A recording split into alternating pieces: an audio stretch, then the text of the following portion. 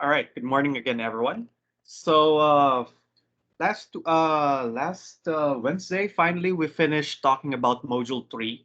So those are the techniques on how we optimally choose the interpolatory abscissas in order to minimize the measure of error, specifically to minimize the L infinity and the L2 norm of the factor omega that appeared in the error term for the algebraic interpolating polynomial. So, having said that, deadline ng problem set 1.2 part 2 is moved to Monday. Ginawa ko na siyang Monday right before midnight. And then Lab Exer 2, which appears at the end of module number 4, which is already available in Canvas, is moved on October 18. So, para hindi tayo kailangan magmadali at saka para hindi kayo masyadong mag-discuss sa laboratory ng concepts, right? Para mag-focus kayo sa lab dun sa mga questions niyo about the implementation of the algorithms that we have just discussed in the lecture, right? So on Monday, you can spend your lab sessions asking your lab instructors about norm optimized interpolation. So kung may questions kayo about implementation ng Chebyshev and Legendre interpolation, so you can bring them to the lab. So and then if you have some difficulties with part 2 of Lab Exer 1.2, so you can seek the help of your lab instructors, right? So again, the deadline is of Lab Exer part 2 of Lab Exer 1.2 is on October 11, while Lab Exer 2, which is at the end of module 4, is on uh, October 18th. Okay. Now, in module number 4, we will look at the strange phenomenon that happens when we use high degree interpolating polynomial. Kasi nga, we have said yung error term, mukhang pwede natin siyang mapababa kapag pinalaki natin yung number of points used. But we will see that there are some functions that are not that really complicated, but hindi nag-work yung intuition natin. And we'll try to see ano yung mga causes nitong phenomenon na to. Actually, it's called the Runge Phenomenon, attributed to the German mathematician Carl Runge. And let's see what are its implications to polynomial interpolation. And then we'll try to remedy that. So kung hindi pala okay na gumamit ng higher degree ng high degree interpolating polynomials, then what could be a good remedy in order to avoid this problem, especially if we have huge amount of data. Okay. And of course, for your lab exercise, you will be asked to use piecewise polynomial interpolants to solve scientific problems. Okay. Oh, hindi ko na naman natanggal yung insert others. But let me just take note here. Lab exer 2 do on the 18th. By the way, guys, I made some major corrections to the first version of module 4 that I uploaded. I think I just edited it Wednesday night. So if you downloaded module 4 prior to Wednesday night, so please re-download it in Canvas. I have a edited version of module 4 there. May mga nakita akong mali dun sa derivation, some typos in the derivation. So yeah, kindly re-download module 4. Okay, so let's look at this phenomenon. And it's called the Runge phenomenon and what it means. So just a backgrounder. Remember that we know that the error in the interpolation is basically the n+1 derivative of the function to be interpolated evaluated at psi all over n+1 factorial times the factor omega. And as we have recalled in module 3, we learned how to minimize this error term by minimizing the omega factor, right? And we did so by choosing the exabytes wisely, or choosing the exabytes optimally with respect to some measure of error, namely the L infinity and the L2 norm.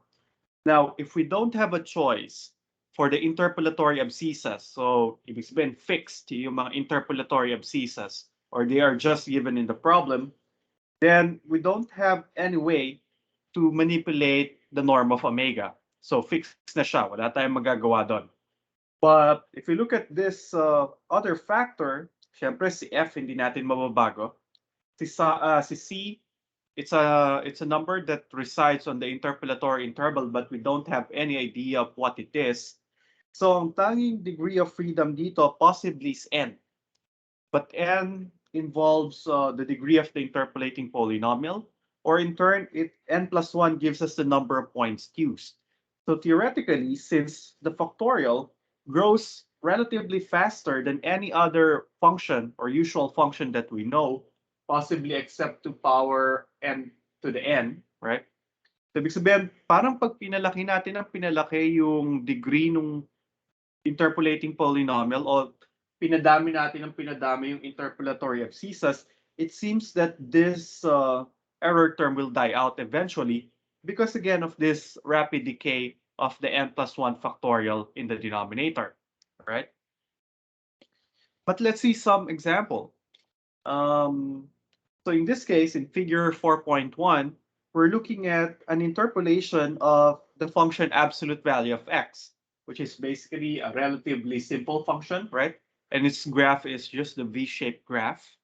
Now we'll try to interpolate it using varying degrees of varying polynomials of varying degrees. So if you look at figure 4.1, so in the first figure here, we are interpolating the absolute value of x using 3 points over the interval -1 to 1. So yung purple, siya yung syempre yung absolute value graph. Tapos yung degree 2 interpolating polynomial obtained by using the points x equals -1, x equals 0, and x equals 1 is plotted in blue. And as you can guess, this would be y equals x squared, right? And then kung makikita nyo, well, medyo malaki pa yung interpolation error. Pero kasi, tingnan nyo to, malaki yung gap dito. So yung L infinity norm nung error term is still large, right? Kasi malaki pa yung gap between them.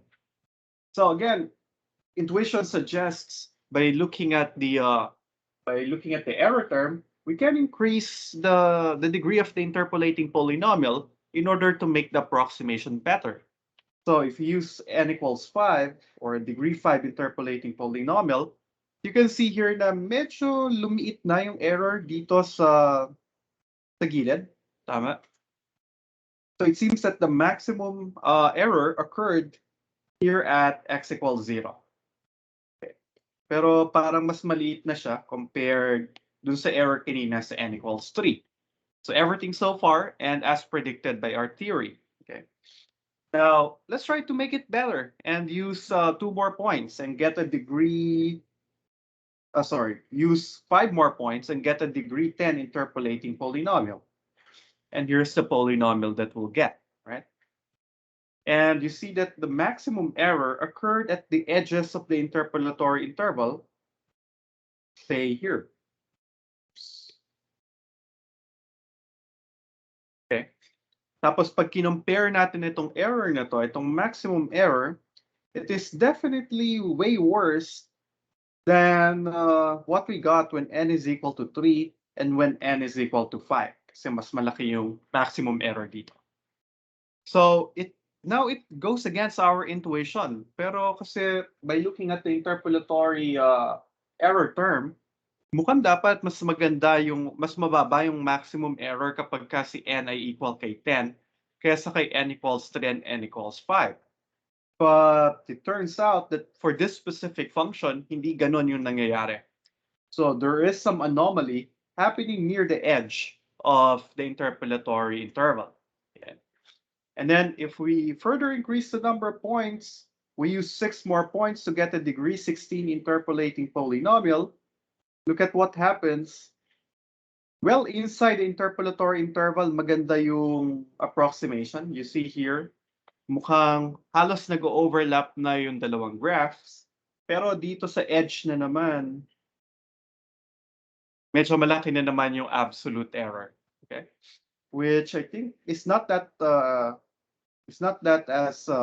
as bad as n equals 10, but still way worse than what we got when n is equal to 5 or n is equal to 3. Okay. Now, if we look at these three side by side, so it seems that among these four interpolatory polynomials, the best one happened in terms of the maximum absolute error is n equals 5. Mukhang doon merong pinakamaliit na absolute error. Okay? Now, if we look at some more the interpolating polynomials of varying degrees and record the maximum absolute error, so we'll get some data like in table 4.1. In table 4.1, it says that if we have a degree 4 interpolating polynomial, the maximum error, which is the L infinity error, ito yung maximum ng absolute value ng f minus p over the interval -1 to 1.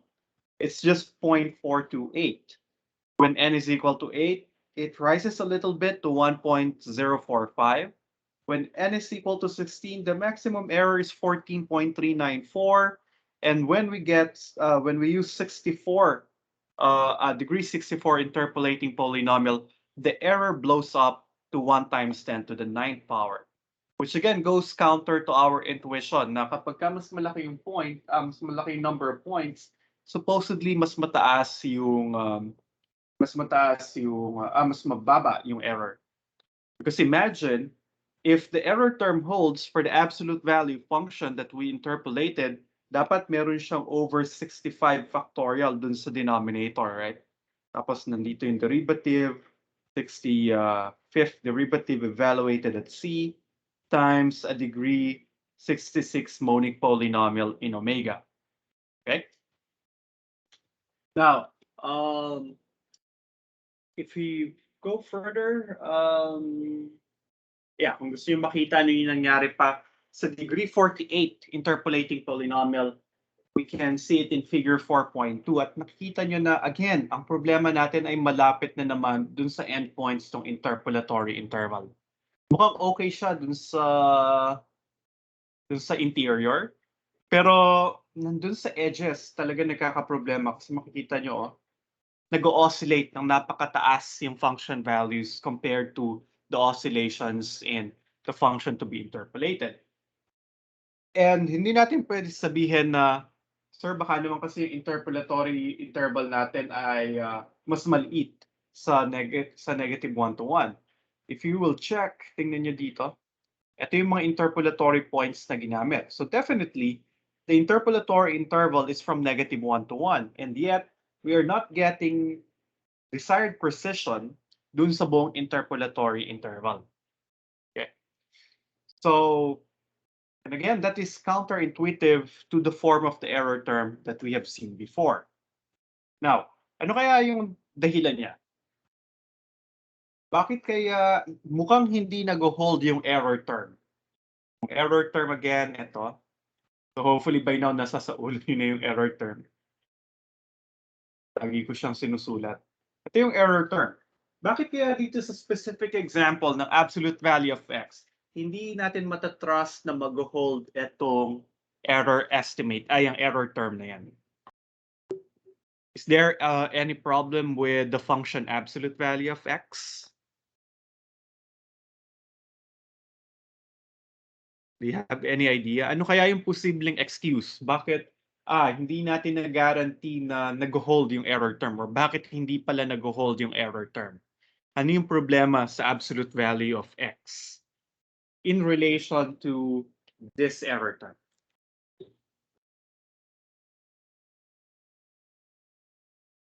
Any guesses? Recitation points yan pag meron kayong hula.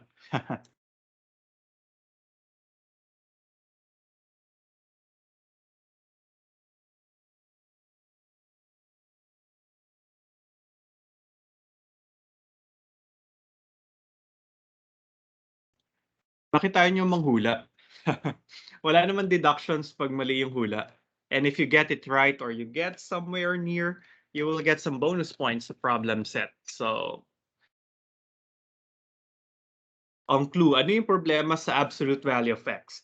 Bakit hindi mag-hold sa kanya itong error term?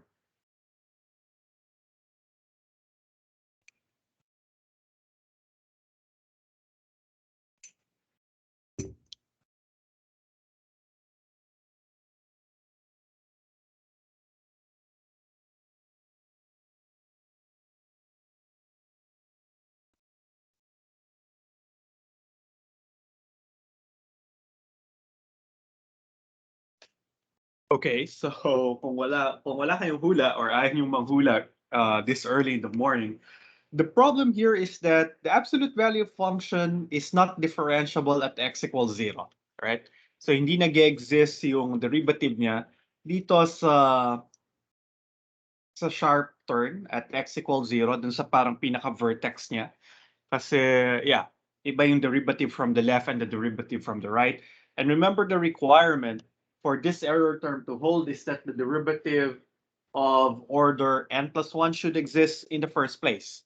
But since the derivative doesn't exist, then that means this error term doesn't hold. Okay, so yun yung simpleng explanation.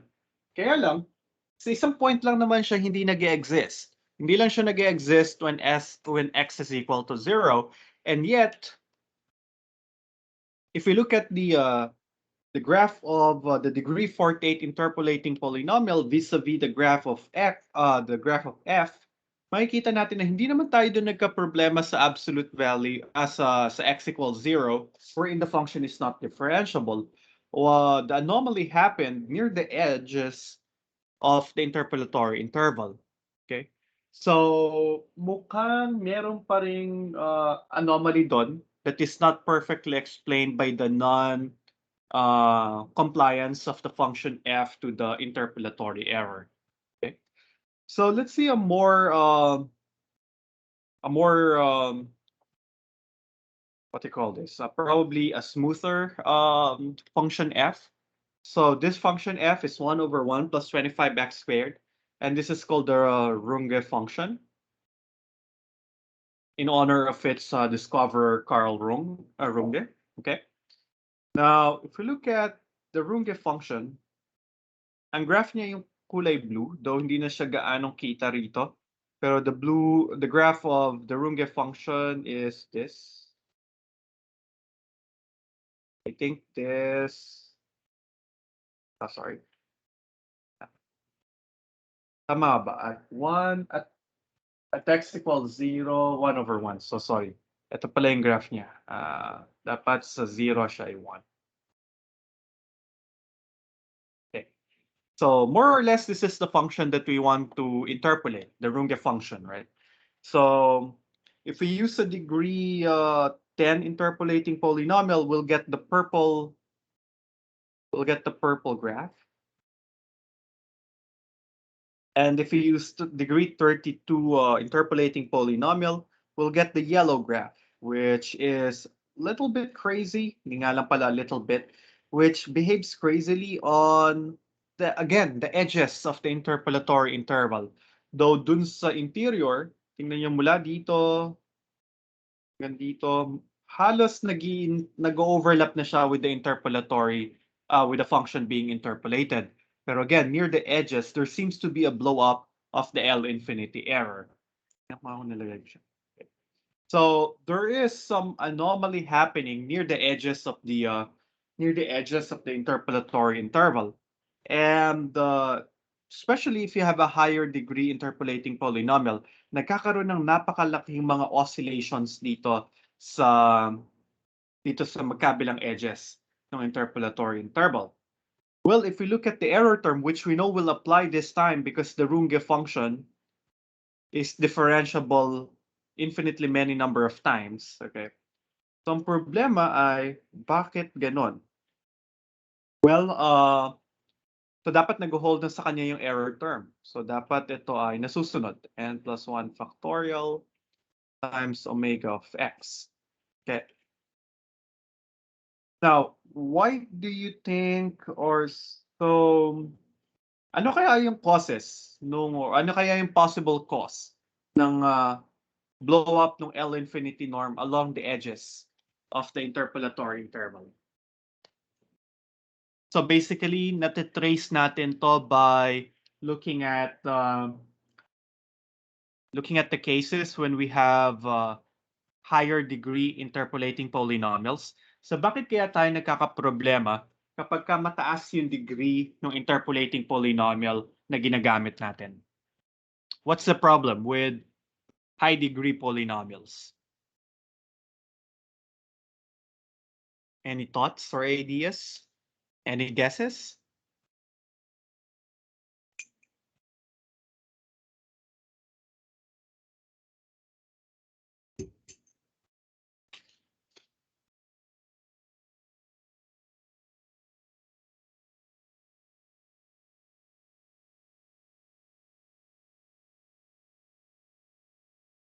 Okay, walang gustong humula.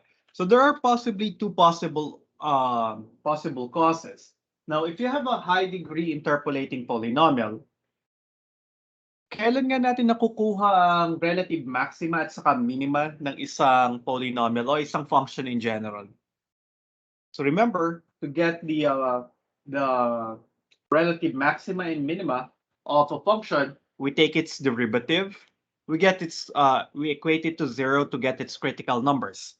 Yung mga critical numbers na yun, sila yung candidates para magbigay ng relative extrema, right?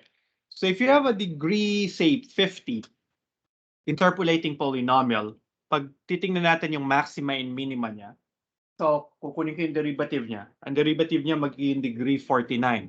And according to the fundamental theorem of algebra, that degree 49 polynomial will have at most 49 zeros or 49 roots. So ibig sabihin may 49 candidates tayo para maging relative maxima at saka minima. So kung meron kang 49, o so kung mag-occur yung maxima at minima dun sa 49 na critical numbers na yon, so that means the function should oscillate 49 times over the interpolatory interval from a relative maximum to a relative minimum. So kailangan niya magtaas baba.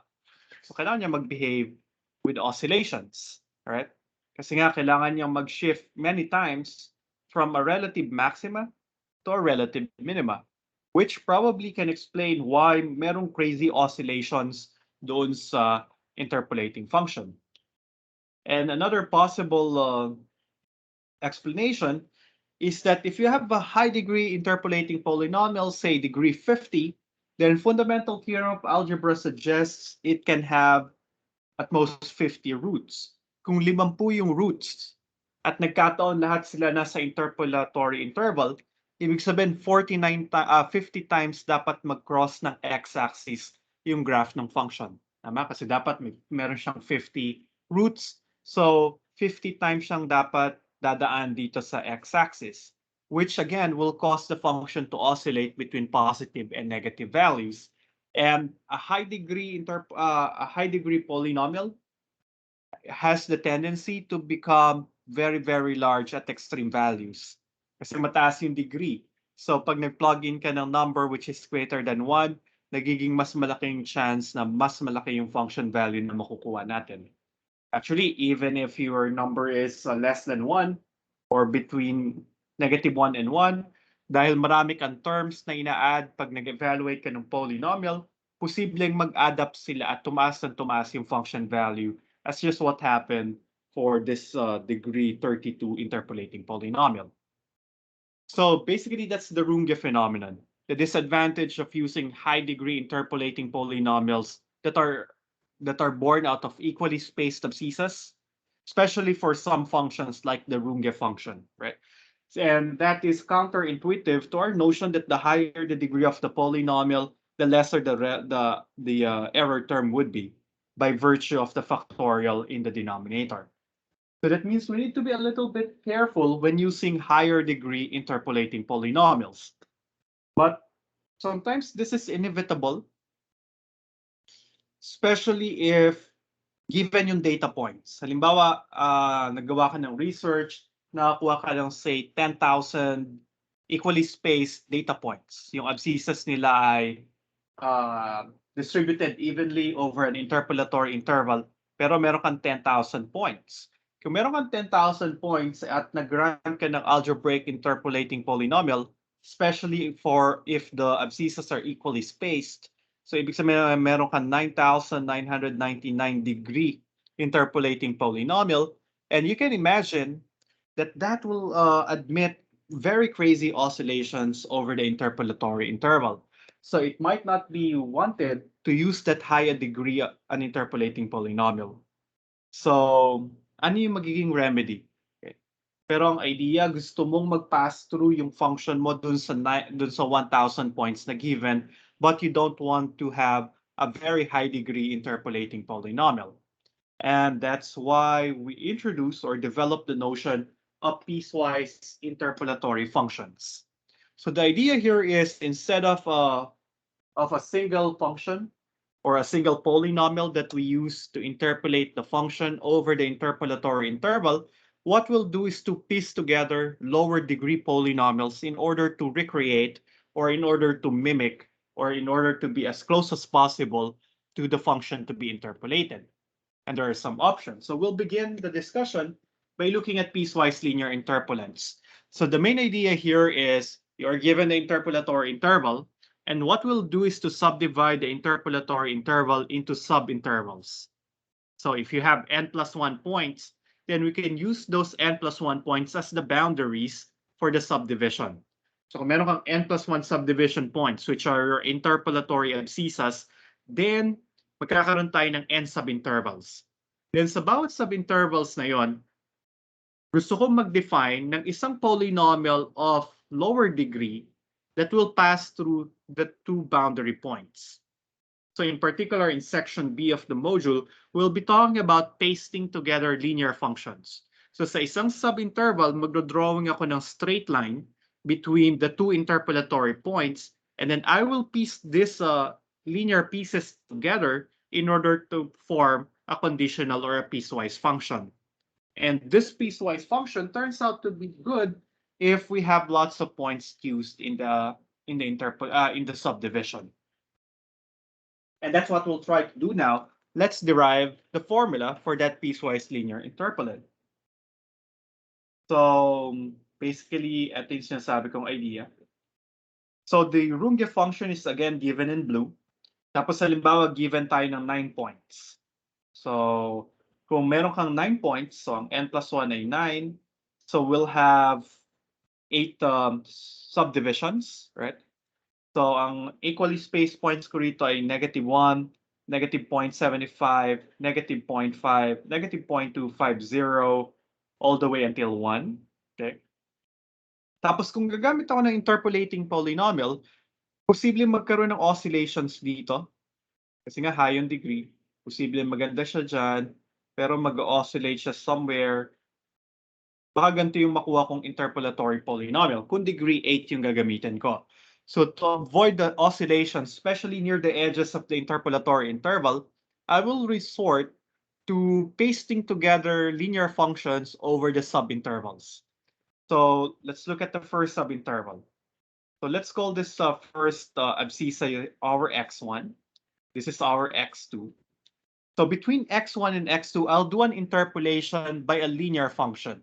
And the requirement is that that interpolatory function on the closed interval x1 until x2 should pass through the given interpolatory nodes. So ito yung function value ng Runge function sa -1, function value ng Runge function sa -0.75. So I'll connect them by a straight line. Ito yung piece, I'll call it S1. Okay? The linear function on S1 that interpolates the Runge function on the closed interval -0.1 to -0.75. And then I'll do that for all other subintervals. So from x2 until x3, I'll just sort of connect the dots to form my S2. Okay? And so on. And if we do that, so we'll get the graph of the piecewise function that is given in black. And you see na, okay, mukhang maganda naman yung pagkaka-reconstruct natin dun sa Runge function. On the interval -1 to 1, we avoided the crazy oscillations because we have very low degree polynomials. In fact, we only use degree 1 polynomials on each of the subintervals. Okay? So walang oscillations na naganap kasi linear nga yung function. It will be a straight line. Tapos pinagdikit-dikit lang natin sila together para makakuha ng interpolating function. Well, it's still an interpolating function even though it's a piecewise function kasi nga dumaraan pa rin siya dun sa interpolatory nodes na given. Okay? Now, magkakaproblema ba tayo kapag marami kang points na ginamit? Well, look at this interval. Halimbawa sa interval from 0.25 until 0.5, diba, nag-introduce pa ako ng isang point. Halimbawa rito sa, anong average na? 0.5, 0.75, sa 0.375. Sa 0.375, halimbawa, nagdagdag pa ako ng isang point. Right? So kung interpolating function yung gagawin ko, pag nagdagdag ako ng point doon, baka magkaroon ng oscillation. Kasi nga dapat polynomial na nagpa-pass through. Nagdagdag ka ng isang point, madadagdagan din ng isa yung degree. Nag-introduce ka possibly ng isang additional root o ng isang additional relative extrema. Right? Pero pagka piecewise linear interpolation yung ginamit mo, pag nagdagdag ka dito ng point, ang mangyayari lamang ay magko-connect the dots ka lang. So instead na yung black yung magiging interpolatory piece on this interval, kakaroon tayo ng line na to kasi connect the dots, and then yung line na to, which appears to have improved the interpolation with respect to the absolute error. Tama? Kasi mas malapit tayo ngayon dun sa Runge function. And imagine if you do this for 1,000 points, equally spaced over the interval -1 to 1, mukhang makokopya natin ng mas maganda yung Runge function. Okay? And it seems this is simple enough. We avoided the use of high-degree interpolating polynomials. This might be computationally expensive, pero isa lang naman tong malaking for loop kay MATLAB or kay Scilab or sa Python kung ano yung programming language no. Then you can have a very good approximation. So the function might look very complicated kasi maraming pieces o maraming subintervals used. But the beauty of this is simply lang yung bawat isang function. It's just a linear function. And we will see later that the derivation is not that hard. Okay. So is this process making sense? At least intuitively, nakuha niyo ba yung picture kung ano yung ginagawa ng piecewise linear interpolation and how it addresses the Runge phenomenon? Okay, great. Kasi sa problem set, more of essay siguro ang papagawa ko sa inyo. May konting proving, may konting solving, pero malamang meron ding or marami ring mga essay questions. So you should be able to explain these things in your own words, okay? Now, definition 4.1 formally defines what a piecewise linear interpolant is. So if you have a function f over an interval AB, and then what we do is we induce a partitioning of the closed interval AB using the subdivision points, the left endpoint being x1, x2 until x sub n plus 1. So we have n plus 1 subdivision points, which will also be our interpolatory abscissas, with x1 equals a and x sub n plus 1 equal to b. Okay. So the piecewise linear interpolant of f relative to this partitioning, so nakadepende na naman siya dun sa partitioning induced by the interpolatory abscissas, this is a piecewise function that satisfies these three conditions. Number one, S interpolates F at the given interpolatory abscissas, which is fair enough because we are after an interpolating function. Second, S must be continuous on the closed interval AB. This is one desired property and you will see later bakit kailangan talaga siya ay maging continuous or bakit by design continuous kagad yung yung piecewise linear interpolant as we introduced in our intuitive discussion before. And then number three, on each subinterval induced by the interpolatory abscissas, S should coincide with the linear polynomial S sub I. Excuse me, saglit lang.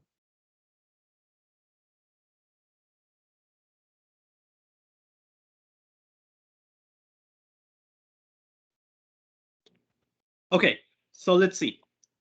Let's go back to our illustration. All right. So the interpolatory requirement is easy. Dapat mag-pass through ka lang dun sa interpolatory nodes o yung function values ng interpolating function dapat equal dun sa function value ng given function at the given abscissas. And then the second one, the third condition, dapat linear function siya. So true enough, linear lang naman siya kasi we connected them via straight lines.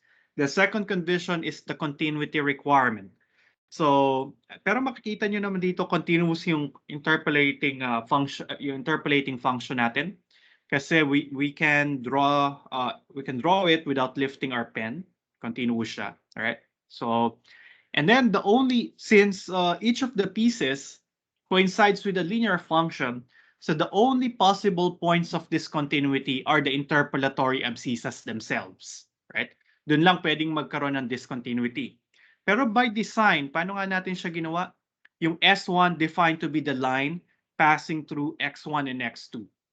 S2 is the line passing through X2 and X3. So definitely S1 and S2 will share the common function value at X2, thus guaranteeing that the resulting interpolating function will be continuous.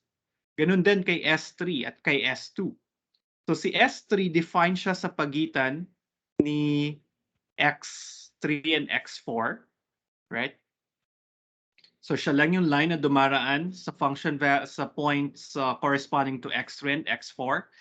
And having said that, si S2 at saka si S3, they share the common function value at the boundary point X3.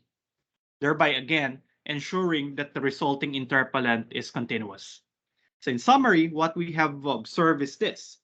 Si S1 of X2, dapat parehas ng function value ni S2 kay X2, right? So at X2, nag-share ng common function value si S1 saka si S2. Now sa X3, nag-share ng common function value si S2 at si S3.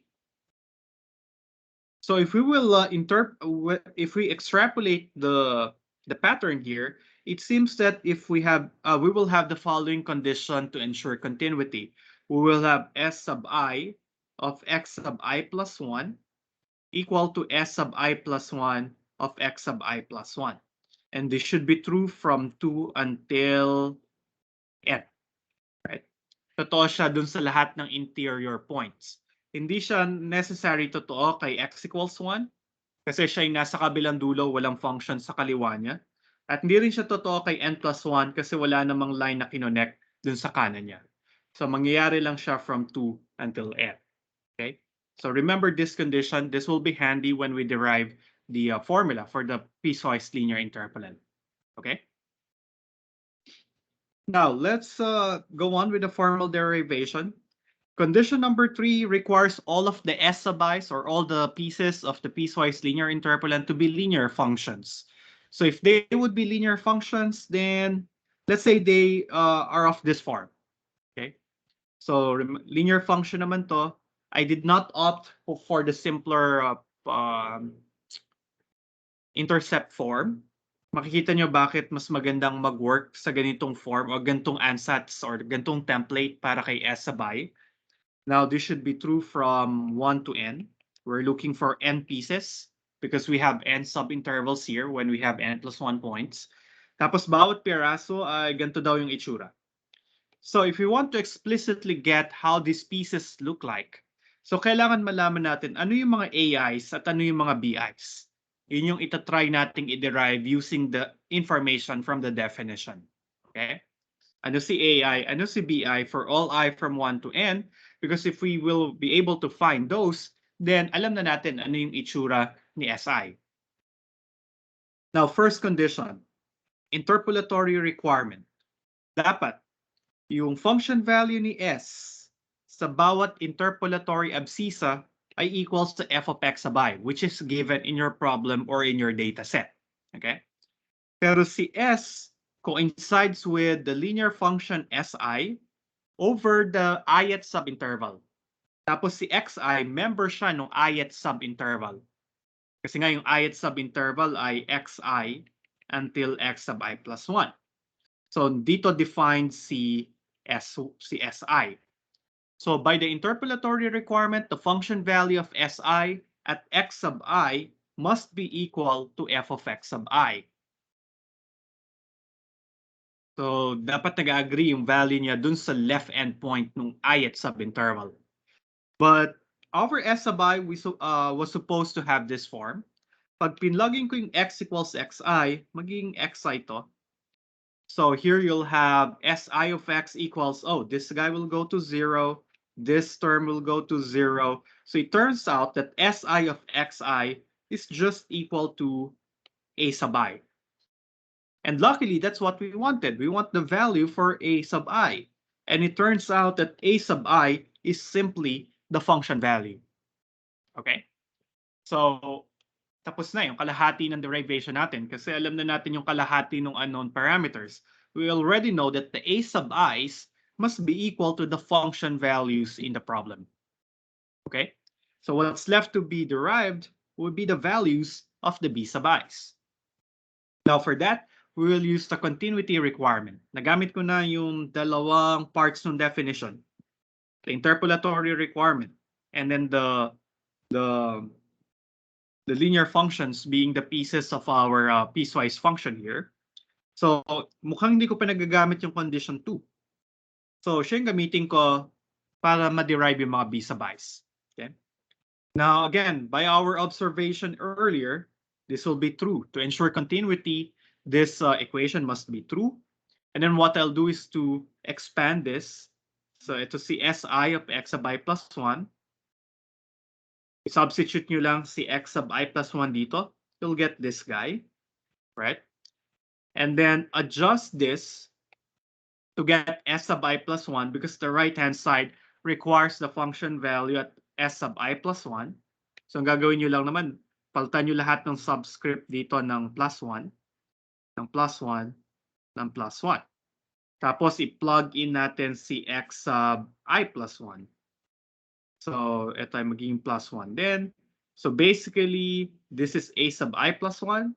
And then when you plug in x sub I plus 1 to Si, you'll get this guy. And then this is a linear equation in Bi. So, Bi yung unknown, linear lang naman si Bi. So, kaya natin itong isolve using algebra techniques. And true enough, we'll get this expression for the Bi's. Pero we already know that the a sub i's are nothing more but the function values given in our data set. So f of x sub I lang siya, plus 1, at saka f of x sub I, all over this guy. So it turns out the b sub i's are also or can be computed nicely as well. Okay.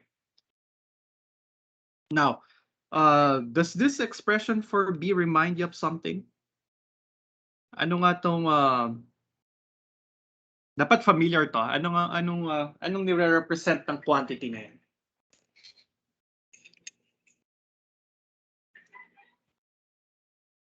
I hope you remember that this is nothing more but the slope of the line passing through the nodes induced by x sub I and x sub I plus 1. So basically, madali lang palang tandaan kasi yung mga a sub I, sila yung function values. Yung mga b sub I, sila lamang yung slopes. So this gives us the formula for both a sub i's and the b sub i's, then we're done. We can completely characterize the piecewise linear interpolant. Okay. So in summary, the known parameters a sub i's are just the function values, and the b sub i's are just the slope. Okay.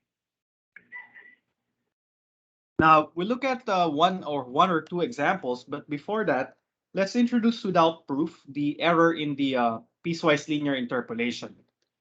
So it says here that if f is a member of the C2 family, pag sinabi nating C2 family, ito yung mga functions na continuous at saka yung first at saka second derivatives nila ay continuous din. Kaya yung superscript ay 2 to denote that it will be continuous until the second derivative. Okay? So f is twice is a member of the C2 family over the closed interval AB, and S is the piecewise linear interpolant. Then the maximum error in the interpolation, in the piecewise linear interpolation, will be bounded above by 1/8 h squared times the maximum of the second derivative of f over the interval AB. Okay, kung makikita nyo, mas mababa ngayon yung requirement kasi ngayon si function f, kailangan lang maging member ng C2. Dati dapat maging member siya ng Cn plus 1 para mag-hold yung error sa AIP, sa algebraic interpolating polynomial. Pero ngayon, kailangan lang continuous hanggang second derivative lang yung requirement. And true enough, kailangan siya kasi kailangan nating continuous yung f double prime para ma-ensure via the extreme value theorem that this maximum will exist. And this is a known function value, or it's a known value over the interval.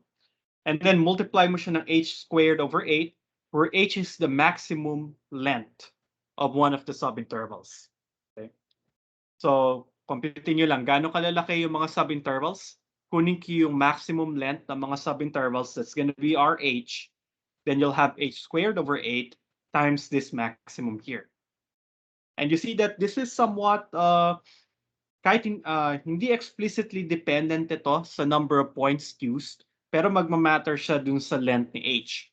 Kasi pag marami kang subintervals na ginamit, ibig sabihin marami kang abscissas na ginamit, ibig sabihin liliit ng liliit bawat subintervals. Right? Kasi kung marami ng subdivisions na magagawa.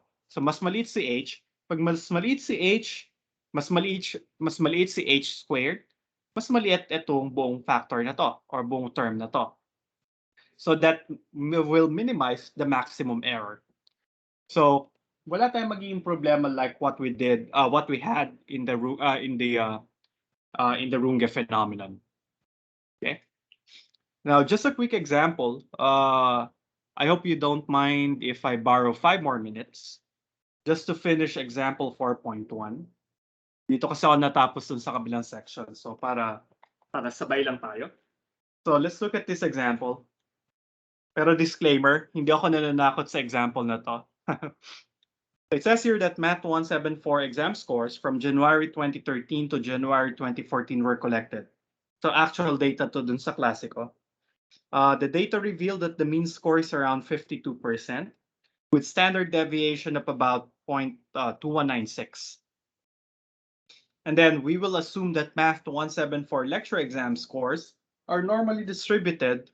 And so if you know if you already took 181 or probability theory, you know that the probability of an exam score, which is say x, between the interval 0, 1, will be between alpha and beta with probability this. This is the integral from alpha to beta of the probability distribution function. Okay. So ito yung ito yung PDF kapag normally distributed yung data mo over an interval. So say if you want to get the exam score, also this is asking us to estimate that an exam score is passing. So if I will randomly select an exam score, right, among the Math 174 lecture exam scores, pag pumili ako ng isa sa kanila, ano kaya yung probability or chance that randomly selected exam score is passing?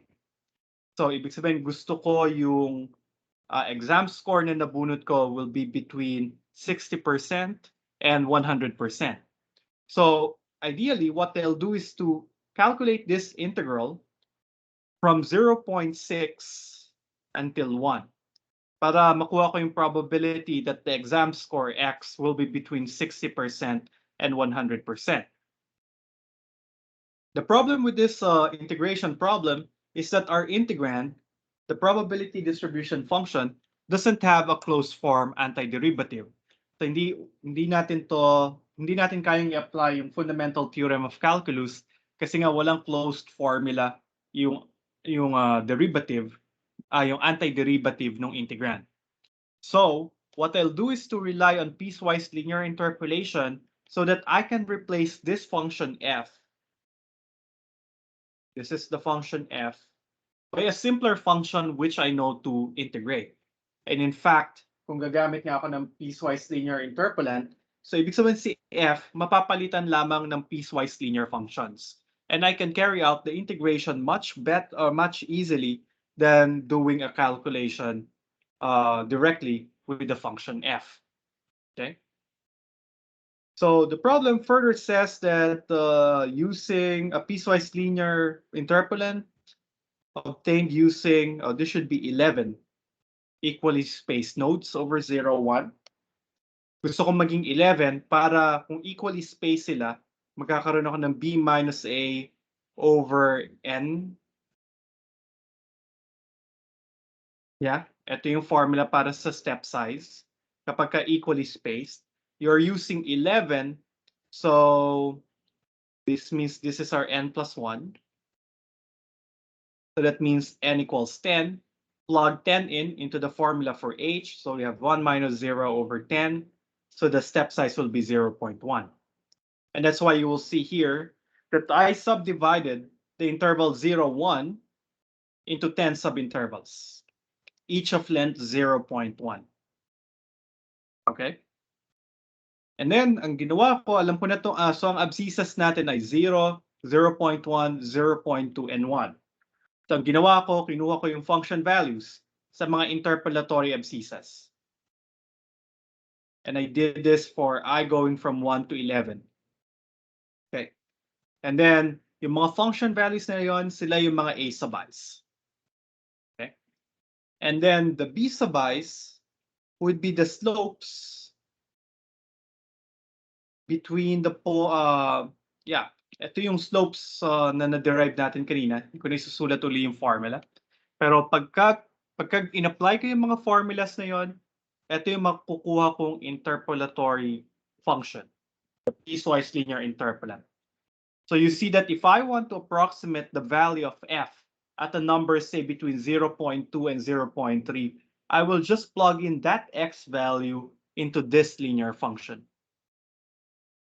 And this is very handy because if I want to integrate or to evaluate this integral, right? So mangyayari, supposedly, ito ay integral dapat ni f of x from 0.6 to 1 dx, which will give us the desired probability. I can just approximate it by integrating instead the function s, our interpolant over the interval 0.6 to 1. And then, wala tayong maging problema kahit ito ay piecewise function, pwede kong hatiin yung integral as first integral from 0.6 to 0.7, integral from 0.7 to 0.8, integral from 0.8 to 0.9, until integral from 0.9 to 1. Kasi nga, di ba, tandaan, if you remember sa Math 36, pwedeng mag-split yung integral over several subintervals. I want to specifically split the integral into these sub-integrals kasi sa bawat interval na to, iba-iba yung mga functions representing the integrand. Okay? So for instance, from 0.6 to 0.7, the corresponding piece of the piecewise linear interpolant is this guy. So ito yung pamalit ko kay integrand.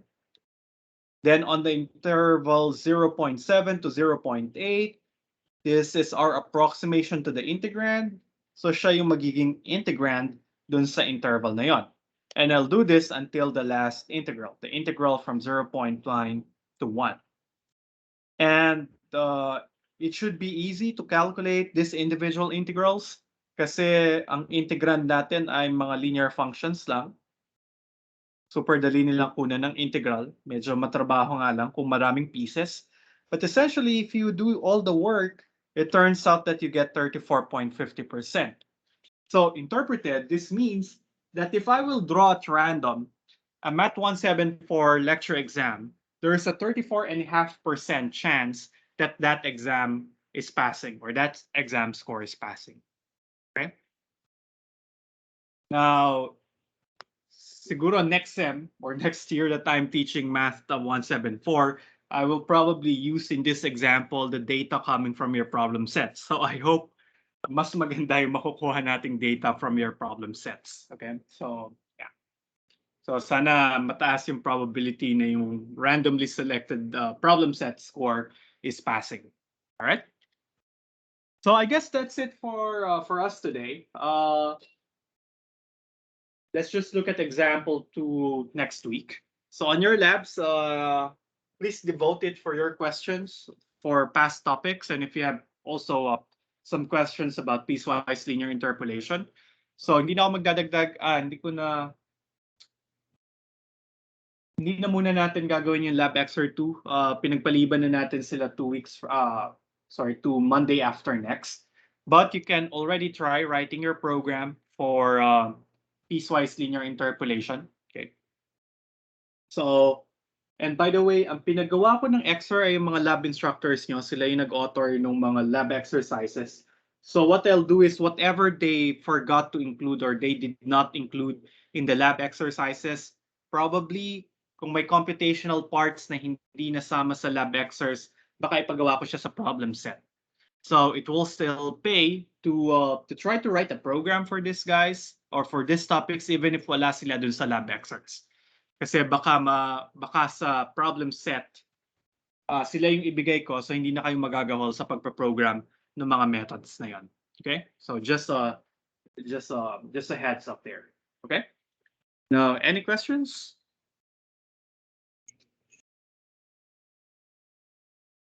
All right, so it seems there are none. So thank you for waking up early and joining me this morning. So enjoy the rest of the day, enjoy your weekend, take some rest over the weekend, and then let's see each other again on Wednesday. Bye, everyone.